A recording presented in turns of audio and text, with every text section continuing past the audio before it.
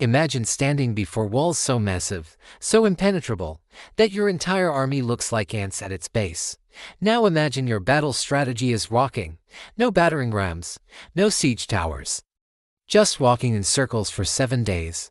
This is the story of how the impossible became possible at the walls of Jericho. After 40 years wandering in the wilderness, the Israelites finally stood at the edge of the Promised Land. But there was one problem. Jericho.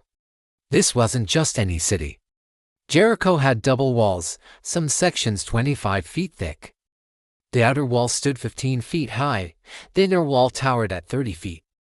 Between them, a 15-foot gap filled with soldiers ready to rain down arrows on anyone who dared approach. Military experts of that era would have called it suicide to attack Jericho.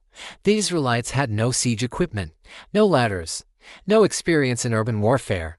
Joshua, their leader, must have felt the weight of thousands of lives on his shoulders as he stared at those walls. One day, as Joshua surveyed the city, a man appeared before him with a drawn sword.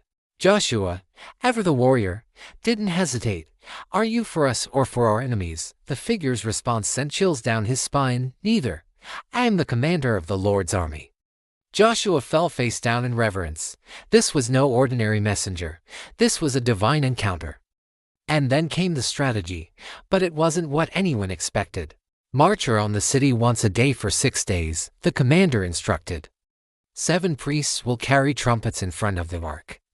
On the 7th day, march around 7 times while the priests blow the trumpets.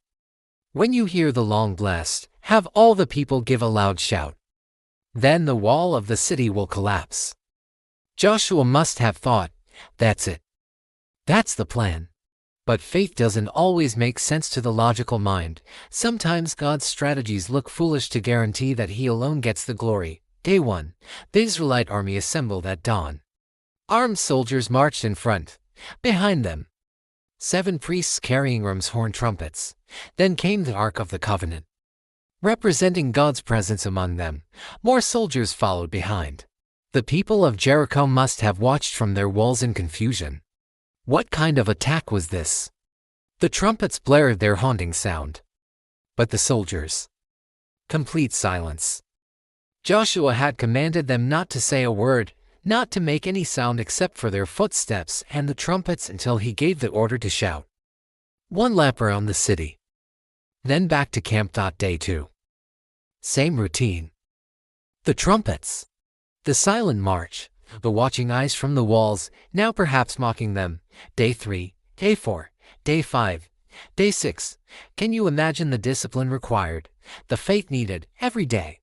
Marching in silence while enemies jeered from above, every day. Trusting that God had a plan even when it looked ridiculous. Some soldiers probably doubted.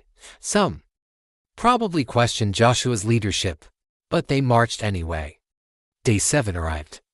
But this day was different. They marched once, twice, 3 times, 4 times, 5 times, 6 times. The sun climbed higher in the sky. Feet were tired. Throats were dry. But they kept marching. The 7th lap.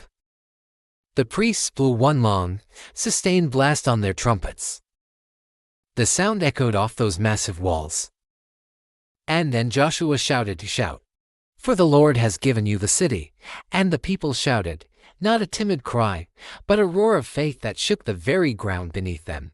And then it happened, the walls of Jericho, those impenetrable barriers that had stood for generations, began to tremble. Cracks spiderwebbed across the stone, the ground shook violently. And with a thunderous roar that must have been heard for miles, the walls collapsed inward, flat to the ground. The impossible had happened, not through human strength, not through military genius, but through obedience and faith. The Israelites charged into the city. Jericho fell that day, not because of what they could do, but because of what God did through them. This story isn't just ancient history. It's a blueprint for facing the impossible walls in your own life. Maybe you're staring at walls of debt that seem insurmountable. Walls of broken relationships that appear beyond repair. Walls of addiction, fear, or doubt that tower over you. God's strategy might not make sense. He might ask you to do something that looks foolish to everyone around you. To forgive when you want revenge. To give when you're barely surviving. To stand in faith when everything screams to run away. But here's the truth that echoes from Jericho: God specializes in the impossible. When you obey Him, even when it doesn't make sense, even when people mock you, even when you can't see how it will work, He can bring down walls that no human effort could ever topple. The walls fall not when you're strong enough, but when you're faithful enough. What walls are you facing today? Drop a comment below and let's pray together. And if this story encouraged you, hit that like button and subscribe to Do of the Word for more powerful Bible stories that speak to your everyday life. Remember, your Jericho moment is coming. Keep marching. Keep believing. The walls will fall. God bless you. And I'll see you in the next video.